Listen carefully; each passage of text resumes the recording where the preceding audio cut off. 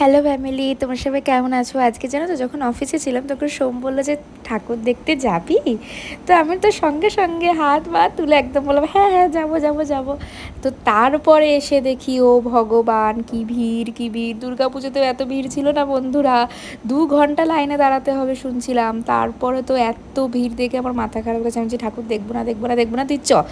তারপরে আমরা একটা ফাঁকা জায়গা টাইম স্পেন্ড করছিলাম, গল্প করছিলাম, আমাদের দুজনের সুখ দুঃখের গল্প করছিলাম, একদমই না আমরা পাগলামো করছিলাম। আমি তো বিশেষ করে পাগলামো করছিলাম।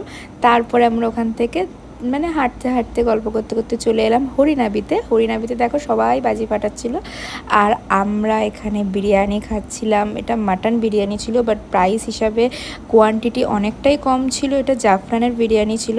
আর মাটনটা দেখো যেন মনে হচ্ছে কত দিনের রোগ হয়েছে মাটনটার, কত মানে একদম পুরো ছিবড়া টাইপের ছিল, কোনো মানে পুরোটাই হাড়। তারপর আমি ওর মাটনটা দেখছিলাম, যদি ওরটা বড় হয় তাহলে ওরটা নিয়ে নেবো, যাই হোক। তো ওরটাও একদমই হাড় ছিল। আর কি বলবো, টাটা।